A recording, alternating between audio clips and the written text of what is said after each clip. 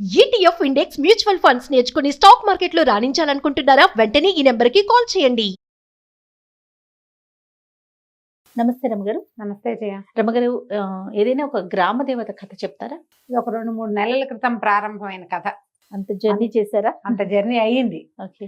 నేను ఇక్కడికి వెళ్ళబోతున్నాను. మన బిట్రగుంట, కొండ బిట్రగుంట ప్రసన్న వెంకటేశ్వర స్వామి దేవస్థానంలో రేపు దసరా పండగలు మొదలయ్యాక 6వ తారీఖు ఒక ప్రోగ్రాం జరగబోతోంది. అప్పుడు ఇంతకుముందు మనం కొండ బిట్రగుంట దేవాలయం గురించి, వెంకటేశ్వర స్వామి గురించి మాట్లాడుకున్నప్పుడు నాకు మన విష్ణు, యాంకర్ విష్ణు ఒక పుస్తకం తెచ్చిచ్చాడు. మీ తమ్ముడు ఒక పుస్తకం తెచ్చిచ్చాడు, బిట్రగుంట దేవస్థానం గురించిన కథ. నేను అది చదివి ఆ కథ చెప్పా. వాళ్ళు ఆ కథ వినే, అమ్మ మీరు రండి, మీరు ఈ కథ చెప్పాలి మాకని పిలిచారు. అయితే ఈ పుస్తకం కోసం ఆ పుస్తకం నేను ఎవరికో ఇచ్చా, ఎక్కడ పెట్టానో గుర్తు రాలేదు. ఒక్కసారి మళ్ళీ వివరాలు చూడాలని, ఎక్కడికైనా వెళ్ళేటప్పుడు బుక్ రిఫర్ చేసుకుంటే మంచిది కదా. ఇక ఆ పుస్తకం కోసం ఆ విష్ణుని పట్టుకుంటే ఆ విష్ణు చెప్పాడు, మీకు ఇంకొక గ్రామదేవత పుస్తకం ఇస్తాను, ఆమె గురించి చెప్పండి అన్నాడు. అంతకుముందు రంగనాయకులపేటలో ఉన్న రంగనాయక స్వామి, నెల్లూరు రంగనాయక స్వామిదే ఆ అబ్బాయే పట్టుకొచ్చాడు. మన ఈ బిట్రగుంట దేవస్థానంది ఆ అబ్బాయి పట్టుకొచ్చాడు. ఇప్పుడు కళగోళ శాంభవి అట, కళాగోళ శాంభవి అంటే కళగల అమ్మ ఆవిడ. ఆ కళగల తల్లే కళాగోళంగా మారింది. ఇప్పుడు ప్రధానంగా మా తమ్ముడు ఆలోచన ఏంటంటే, నెల్లూరు పరిసర ప్రాంతాల్లో ఉన్నటువంటి ప్రఖ్యాత దేవస్థానాలన్నీ కూడా మీ నోటి ద్వారా చెప్పించాలి, అది తన ఉద్దేశం. పట్టుకొచ్చి ఇచ్చాడు. సరే నేనేమన్నా, బాబు ఇప్పుడు ఇట్లా కాకుండా దసరాలు మొదలైనప్పుడు చెప్దాము, అమ్మవారికి కూడా కథలు చెప్పుకోవడానికి కూడా బాగుంటుంది, సందర్భం వస్తుందని చెప్పి 2 నెలల నుంచి ఈ పుస్తకం పక్కన పెట్టుకొని ఉంచుకున్నా. పుస్తకమైన రమ్మగారు ఇప్పుడు ఇదే పుస్తకం. అబ్బా, అమ్మవారు ఆవిడే, అమ్మవారు ఆవిడే, పెద్ద పెద్ద కళ్ళు. అయితే ఈవిడ స్వయంభూ, తనంతట తను వెలసిన తల్లే అని చెప్తారు. చాలా చిత్రమైన గాథ ఉంది, చెప్దాం. నెల్లూరుకి దాదాపుగా ఒక 60 కిలోమీటర్ల దూరంలో పొట్టి శ్రీరాములు జిల్లా, మనకు తెలిసిందే కదా.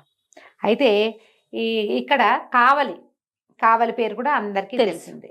ఈ కావలి గ్రామము ఇదివరకు ఎలా ఉండేది, పూర్వకాలంలో కావలే కాదు అసలు అన్ని గ్రామాలు కూడా 500 సంవత్సరాల క్రితం మొదలైన గాథట ఇది.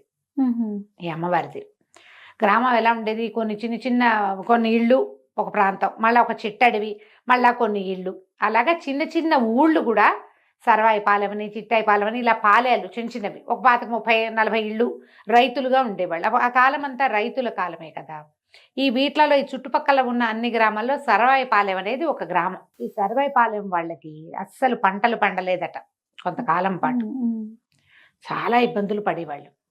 అయితే వీళ్ళు ఏం చేశారట, ఇలా ఒక రకమైన సమస్య, అంటే క్షామం లాంటిది వచ్చేసింది.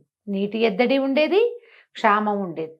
వీళ్ళు కావలి గ్రామంలో ఉన్నటువంటి శివాలయానికి వెళ్ళి పరిపరి విధాలుగా అమ్మవారిని, అయ్యవారిని ప్రార్థన చేసి, చూద్దాం అమ్మ దయ ఏదైనా ఉంటుందేమోనని రాగులు చల్లుకున్నారట తమ పొలాల్లో. వీళ్ళైపోయినాయి భూములు, ఏమి పండటల్లా. రాగులు పండుతాయి, ఎంతో కొంత పండితే వేసుకుంటే. ఈ రాగులు అందరికీ పండలేదు, కానీ ఒక రామిరెడ్డి గారిని ఒక ఆయనకి మాత్రమే కొంచెం పండినాయట. ఏం చేస్తారు ఆ సర్వాయిపాలెం గ్రామస్తులు, ఆ రాగులు ఊడ్చి మొత్తం అన్ని నూర్చుకుని, ఒక బొట్ట అంటారు దాన్ని, ఏమంటారు, మన ఇది ఉంటుంది, గంప ఉంటుంది కదా, ఒక గంప నిండుకి వచ్చినాయట. ఆయన ఊళ్ళో వాళ్ళందరినీ పిలిచి, అందరం ప్రయత్నం చేశాము, ఎవ్వరికి పండలేదు, నాకు ఒక్కడికే పండింది, అది కూడా ఇంత మాత్రమే, ఏం చేద్దాం, ఇదే అమ్మదయ్యని తలా 3 గుప్పెళ్ళు తీసుకుపోండి. అలా ఒక 3 గుప్పెళ్ళు తీసుకుంటే భార్యకి పిల్లలకి ఇంట్లో కాచుకుని తాగండి, దీన్నే పంచుకుందాం అన్నట్టు. ఎంత మంచి ఆలోచన చూడు. తనకు ఒక్కరికి పండితే ఆయన ఒక్కడు ఉంచుకోకుండా, పోనీ సగం ఉంచుకుని సగం ఇవ్వటం కాదు, ఆ ఎన్ని రాగులు నూర్చారో ఆ రాగుల్ని ఎదురుగుండా పెట్టి తీసుకోండి తలా కాసిని అంటే, ఎంత తీసినా రాగు బొట్ట, ఆ రాగులు ఉంటూనే ఉన్నాయట అందులో. అందరు తీసుకుంటున్నారు, బొట్టలో ఇంకా రాగులు ఉన్నాయి. ఏదో వింటుంది ఇందులోనే అని అనిపించిందట. అయితే రాగి బొట్టని, ఆ రాగులున్న దాన్ని బోర్లిస్తే అందులో ఒక 9 అంగుళాల ఇంత పంచలోహ విగ్రహ రూపంలో అమ్మవారు కళకళ్ళాడుతూ కనపడిందట వాళ్ళకి. అట్లా విగ్రహ రూపంలోనే వెలిసింది. అబ్బా, తెల్లబోయట, ఎంత కళగా ఉందట. 9 అంగుళాలంటే ఇంతేగా ఉంటుంది, అంతే కదా. 12 అంగుళాలు 1 అడుగు, 9 అంగుళాలు అంటే 30 అడుగు. ఎంత కళగా ఉందట, అసలు మెరిసిపోతున్న మొహం నుంచి ఇట్లా కాంతి వస్తుంది. ఎంత అద్భుతంగా ఉందో. ఒక అశరీరవాణి వినపడిందట. పండిన కాస్తని ఇదే అమ్మణ్ణి దయ అని భావించి ఐకమత్యంగా ఉండి అందులోంచే తలా ఒక గుప్పెడు తీసుకోవాలన్న మీ భావల నుంచే నేను ఉద్భవించానని చెప్పిందట అమ్మవారు. ఆమెని ప్రతిష్ఠించుకున్నారు.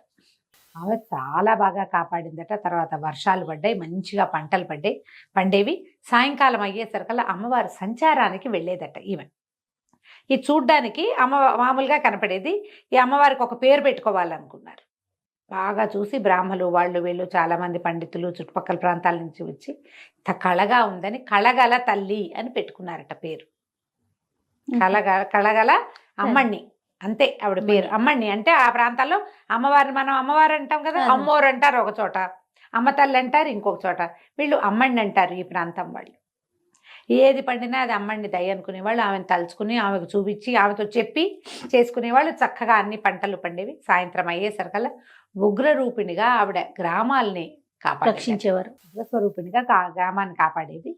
అయితే చాలా మందికి కనపడింది ఆవిడ ఉగ్రరూపిణిగా తిరగటము. సాయంకాలపు అమ్మవారి సంచారాన్ని చూసేవాళ్ళు. ఆమె కత్తి అవి ధరించి వెళ్తుండేది. ఉగ్రంగా ఉండేది. ఏ జంతువుల్ని వాటిని రానిచ్చేది కాదు. రోగాలు రొస్టులు రాకుండా వీళ్ళు చాలా కాపాడబడ్డారు. అయితే ఒక మలయాళ మాంత్రికుడు ఒక ఆయన ఇట్లా అమ్మ ఎదురుపడేసరికల్లా ఇవైతే తిరుగుతుందని తెలుసుకుని ఇట్లా దైవిక శక్తుల్ని స్వాధీనపరచుకోవాలనే తాంత్రికులు చాలామంది ఉండేవాళ్ళు ఆ కాలంలో. 500 సంవత్సరాల నాడంటే అసలు ఆ రోజుల్లో ఎట్లా ఉండేవాళ్ళు మన ఊహకు కూడా రాదు. అయితే ఆమె అమ్మకి ఎదురుపడ్డాడు. ఆమెను స్వాధీనం చేసుకోవడానికి ప్రయత్నం చేసి ఆమె మహోగ్ర రూపం దాల్చి మెడ సంహరించింది. అతని తలని పట్టుకుని తిరిగేదట ఆవిడ. ఇంకెవ్వరూ ఆ సాహసం చేయలే. అయితే ఈవిడ తెల్లవార్లు తిరిగేది అమ్మవారు. తిరిగి తెల్లవారేసరికల్లా వచ్చి విశ్రాంతి తీసుకునేది. ఈ ప్రజల తెల్లవారి దైనందిన జీవితం ఎట్లా మొదలవుతుంది? చెరుగుళ్ళు, దంపుళ్ళు, కోడి కూతలు. 3:30 కోడి కూయటం మొదలు పెడుతుంది. ఆవిడ అప్పుడే వచ్చేది. ఆమెకి నిద్రాభంగం అయిపోయేదట. ఈ కోడి కూతలు, దంపుళ్ళు, చెరుగుళ్ళు వినపడని చోటికి నన్ను పంపించమని అడిగిందట. ఎవరి మీదకైనా వచ్చి చెప్పించుండొచ్చు. అమ్మని నిద్రపోనీయరు. తెల్లారేసరికి గ్రామంలో ఉన్న వాళ్ళందరూ ఒడ్లు దంచుకుంటారు. అవును, ఏదో రాగులు దంచుకుంటారు. ఒడ్లు కాకపోతే అక్కడ రాగులు పండుతాయి అనుకో, రాగులు దంచుకుంటారు, చెరుగుతారు. కోళ్ళు కూసినట్టే ఉంటాయి. కోడి లేని ఊరు ఎక్కడ ఉంటుంది? పల్లెటూరు. అయితే ఆవిడ అడిగింది, ఈ కోడి కూత లేని చోటికి నన్ను పంపించండి, అక్కడ ప్రతిష్ఠ చేయండి అంటే వీళ్ళందరూ ఆలోచించుకుని కావలి గ్రామంలో ఉన్న కొంతమంది పెద్ద పెద్ద కుటుంబాల వాళ్ళని తోటి మాట్లాడుకుని కావలికి సర్వాయిపాలనికి మధ్యలో ఒక పెద్ద కీకారణ్యం ఉందట. ఊళ్ళోకి వెళ్తే మోతే అమ్మకి. అందుకని ఏం చేశారు, ఈ కీకారణ్యంలో ఒక చదునైన ప్రదేశాన్ని సెలెక్ట్ చేసుకుని ఆ కుటుంబాల వాళ్ళ సహకారంతో అమ్మని తరలించారు. ఇక్కడి నుంచి తరలించడం ఎట్లా? సన్న వాయిద్యాలతోటి, డప్పులు మేళాలతోటి, దివిటీలతోటి, సర్వాభరణ శోభితగా సర్వాలంకారాలతోటి, అన్ని రకాల సేవలతోటి ఆ అమ్మని, ఈ కళగల అమ్మని తీసుకెళ్ళి కావలి దగ్గర ఉన్నటువంటి దీంట్లో కీకారణ్యంలో ఒక చోట ప్రతిష్ఠ చేశారు. దేవాలయం నిర్మించుకున్నారు. విశేషంగానే చేసుకున్నారంతా. ఆ గ్రామం వాళ్ళు చూసేవాళ్ళు, కావలి వాళ్ళు వచ్చేవాళ్ళు. దీనికి ప్రధానంగా అర్చకుల్ని ఏర్పరచుకున్నారు. అది విశ్వబ్రాహ్మణులు ఇక్కడ అర్చకులట. సొన్నారులు అంటారు, కంసాలి అలా అని చెప్పుకుంటావు. కొంతమంది వడ్రంగి పని చేస్తారు, కొందరు బంగారం పని చేస్తారు కదా. వాళ్ళని విశ్వబ్రాహ్మణుల్ని ఇక్కడ అమ్మవారికి అర్చకులుగా ఉన్నారు. అక్కడి నుంచి వేద పఠనం చేయటానికి అన్నిటికీ వేరువేరుగా అందరినీ ఏర్పరిచారు. ఈ పుస్తకానికి ముందు మాట రాశారు తీయబిండి ఇంటి పేరుతో ఉన్నటువంటి ప్రొఫెసర్ గారు ఒక ఆయన. ఆ తీయబిండి వారే అర్చకులట అక్కడ. అయితే వంశానుగతంగా వస్తూ ఉండుండొచ్చు. 500 సంవత్సరాల క్రితం ఈ దేవాలయం నిర్మించినప్పుడే ఒక పెద్ద శిలా ధ్వజస్తంభం చేయించారట. 60 అడుగుల ఎత్తు, దాదాపుగా 2.5 అడుగుల వెడల్పు ఉన్నటువంటి ఈ ఏకశిలా ధ్వజస్తంభం ఆంధ్రప్రదేశ్లో ఈ ఒక్క దేవాలయంలోనే ఉందని రాశారు బుక్లో. పెద్ద శిలా ఇది ఉందన్నమాట. చాలా ఏకశిలగా ఉన్న ధ్వజస్తంభం. ధ్వజాన్ని ముట్టుకుంటే అమ్మవారి పాదాలు ముట్టుకున్నట్టే. ఈమె కళగల తల్లి అని చెప్తాం కదా, ఆవిడ ఒక్కొక్కళ్ళకి ఒక్కొక్క రకంగా కనపడుతుంట. వరలక్ష్మి వ్రతాలు చేసినప్పుడు అందరు సామూహిక వ్రతాలు చేస్తారు, అమ్మవారి కుంకుమ పూజ చేస్తారు. ఆ రోజు ఒక్కొక్క కళ, దసరాల నాడు ఇంకొక కళ, ఈ అష్టమి నాడు ఒకటి, అట్లా వేరు కళలు చూపిస్తుంది అమ్మవారు. మనకి ఎట్లా చెప్పుకుంటామంటే సమస్తమైన కళలు ఉన్నాయి. చాలా చిత్రంగా చెప్తాం. ఇన్ని కళలు 360 కళలు ఉన్నాయి. 360 కళలు ధరించి ఉంటుంది. ఏ రోజులో అర్చన జరిగితే ఏ అర్చన జరిగితే దానికి సంబంధించిన కళాస్వరూపంగా కనపడుతుంది. చాలా ప్రత్యేకంగా చూడాల్సిన దేవస్థానం. భగవంతుడు నాకు మంచి అనుగ్రహం కలిగించింది ఏంటంటే వచ్చే వారం నేను అక్కడికి వెళ్తా. వెళ్ళండి రమ్మగారు, మంచి దర్శనం చూసి రావాలని ఉంది. పుస్తకం చూసిన దగ్గర నుంచి అనుకుంటున్నాను. నేను అనుకోకుండా దీనికోసం వచ్చింది. కావాలి కూడా వెళ్తే ఎలాగూ నేను పెట్టకుంట వెళ్ళబోతాను కదా, అక్కడి నుంచి ఆ అమ్మవారిని కూడా చూద్దామని. తర్వాత చాలా ఏమైంది, క్రమంగా ఈ కావలి ప్రాంతంలో నుంచి ఇప్పుడు ఇక్కడ మనకి దంపుళ్ళు వినపడవు, కోడికూతలు వినపడవు, ప్రశాంతంగా ఉండేది. అయితే ఈ అమ్మవారిని విశేషంగా సేవించిన ఒక అర్చక స్వామి నువ్వు ఇలా ఊరు బయట ఊరు లేకుండా ఉండద్దని ఆమెను కోరుకున్నాడట. అప్పుడు ఆమె ఆజ్ఞ చొప్పున గ్రామం దగ్గరగా పెరిగింది. ఆమె ఇవి ఉండకూడదు అనుకుంది, కానీ గ్రామం నడిబొడ్డున ఏర్పడింది అనమాట. దీన్ని ఆధారంగా చేసుకుని మళ్ళీ కొత్త దేవాలయం గ్రామం అంతా పెరిగిందనమాట. విశేషంగా పెరిగిందని చెప్తారు. అమ్మవారికి చాలా అత్యద్భుతమైన పూజా విధానాలు జరిపిస్తారు. 500 ఏళ్ళ నాడంటే ఇది విజయనగర సామ్రాజ్యానికి సంబంధించిన వాళ్ళు కూడా ఇక్కడికి తిరిగేవాళ్ళు. కొంత దండు బాట అని ఒక బాట ఏర్పరిచారు. ఒక అత్యద్భుతమైన చెరువు అమ్మవారే ఆజ్ఞిచ్చి చెరువు తవ్విచ్చిందట. కావలి చెరువు ఆ ప్రాంతం అంతటికి నీళ్లు సప్లై అదే ఆ చెరువే. తర్వాత ఏమో వీళ్ళు విజయనగర సామ్రాజ్యానికి చెందిన రాజులు కొంతమంది ఆ ప్రాంతాల్లో వెళ్తూ ఏనుగుల బావి అనే పెద్ద దిగుడు బావిని తవ్వించారు. అమ్మవారి ఇక్కడికి రాకముందు వీళ్ళకి చాలా నీటి కొరత, కరువు ఉండేది. తక్కువ పండేవి, అన్ని రకాల పంటలు పండేవి కాదు. ఒక రకమైన క్షామంతో బాధపడేవాళ్ళు వాళ్ళు. కానీ ఎప్పుడైతే ఈ అమ్మని ఈ రకమైన స్వరూపంతో వీళ్ళకి కనపడిందో అప్పటి నుంచి వీళ్ళకి నీటి ఎద్దడి లేదు. కావలి ప్రాంతం అంతా కూడా సుభిక్షంగా ఉంది. అంతా పెరిగిందనమాట బాగా. 500 years అంటే చాలా పురాతనమైన క్షేత్రం అని చెప్పుకోవాలి కదా. అప్పుడు ఏర్పరిచిన క్షేత్రాలలో ప్రఖ్యాతిగాంచిన క్షేత్రం ఈ కళగోల శాంభవి అమ్మవారి క్షేత్రం. అంటే ఇది అమ్మణ్ణి అని చెప్పుకునేవాళ్ళు, కానీ ఈవిడ శంభుని రాణిగా భావించి శాంభవిగా నామకరణం చేసుకున్నారు. అక్కడ అమ్మణ్ణి దయ లేదు, అమ్మణ్ణి దయ ఉంది, అలాగే మాట్లాడుకుంటారు. రమ్మగారు, అమ్మవారికి ప్రత్యేకంగా ఎలాంటి నివేదనలు చేస్తారండి? వీళ్ళు అక్కడి నుంచి తరలించేటప్పుడే అమ్మవారికి చలివిడి, ఆమెకు అత్యంత ప్రీతిపాత్రమైన చలివిండి అంటే చలివిడి, తర్వాత పానకము నివేదనగా చేసేవాళ్ళు. జంతుబలు ఉండేవట జయ. అప్పటి కాలంలో ఇట్లా ప్రత్యేకంగా గ్రామదేవత శక్తిగా ఉద్భవించిన అమ్మకి జంతుబలు చాలా సహజంగానే జరిగేవి. ఇక్కడికి మార్చిన తర్వాత ఎప్పుడైతే కావలిలో ప్రతిష్ఠ చేశారో ఏవో ప్రత్యేక దినాల్లో తప్ప అమ్మవారికి చలిమిడి పానకమే ప్రత్యేకమైన నివేదనగా చేస్తారు. ఇప్పటికీ కూడా ఉగాది, సంక్రాంతి పండగలకి బలుడు ఇవ్వకుండా పాత ఊరు అని చెప్తారు కదా, అక్కడి నుంచి మాత్రం మన ఇవే చలిమిడి ఇదే పెడతారు. పానకం, చలిమిడి, కావిళ్ళు పట్టుకెళ్ళటము అలాంటి విశేషం కూడా కనిపిస్తుంది. ఈ జంతు బలులు ఉండటము గ్రామ దేవతలకి ఇలా, లేకపోతే కావలి శక్తిగా ఉండే చోట జంతు బలులు ఇవ్వడం ఒక సహజమైన విధానమే. కానీ విజయనగర రాజులు అమ్మవారికి సుప్రభాత వెంకటేశ్వర స్వామి ప్రతిరూపంగా భావించేవాళ్ళు.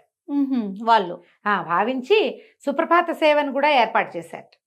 వాళ్ళని ఒకసారి మహమ్మదీయ సైనికులు బంధించడానికి వస్తే అమ్మవారి మహిమ వల్ల ఎన్నో క్రూర జంతువులు వచ్చి సైనికుల్ని తరిమి కొట్టేసినాయట. అమ్మవారి వల్లే అది జరిగిందని 2-3 రకాల ప్రత్యేకమైన కథలు కూడా చెప్తారు ఆ ప్రాంతంలో జరిగినవి. ఇప్పుడు ఎవరికి వాళ్ళకి మనకి ఏదో విపత్కర పరిస్థితుల్లో ఉన్నాం, బయటపడే మార్గం లేదు. అమ్మ నీకు అది చేస్తా, ఇది చేస్తా తల్లి, బాగా 2 కావిళ్ళు చలిమిడి తెస్తా, 2 కావిళ్ళు పానకం తెస్తా, నన్ను రక్షించు, దండాలు పెట్టుకున్నారనుకో. సడన్గా పరిస్థితి కనుక అప్సైడ్ డౌన్ అయితే వాళ్ళకి మహిమే కదా అది. అంతేగా, అదే ప్రచారంలోకి వస్తుంది. ఇట్లాంటి ఎన్నో మహిమలు ఆ ప్రాంతంలో నమ్ముకున్న వాళ్ళకి నమ్ముకున్నంత ఎక్కడైనా అంతే. అమ్మవారు అలాంటి ఏంటంటే విపత్కర పరిస్థితుల్లో రక్షించే దేవతగా ఈమె చాలా ప్రత్యేకంగా చెప్పుకుంటారు ఆ ప్రాంతవాసులు. చాలా ప్రత్యేకమైన దేవాలయం. ఒకవేళ ఏ పరిస్థితుల్లో అయినా మీరు నెల్లూరు వెళ్ళేటప్పుడు, కావలి వెళ్తేనో, బిట్రగుంట వెళ్ళినప్పుడు ఖచ్చితంగా ఈ అమ్మవారి దర్శనం చేసుకోండి. నేను ఈ అమ్మవారి చరిత్ర చదివిన తర్వాతే గ్రామ దేవతల వివరాలు ఎవరైనా పంపిస్తే ప్రజలకు అవి కూడా తెలియజేయాలి అని అనిపించింది నాకు. ఇంకా స్పందన ఏమి రాలేదు. మరి మనకి ఏదైనా స్పందించి వస్తే దసరా సందర్భంగా కాకపోయినా కూడా మనము తప్పకుండా గ్రామ దేవతల చరిత్రని ప్రజలకు తెలియజేద్దాం. నమస్తే.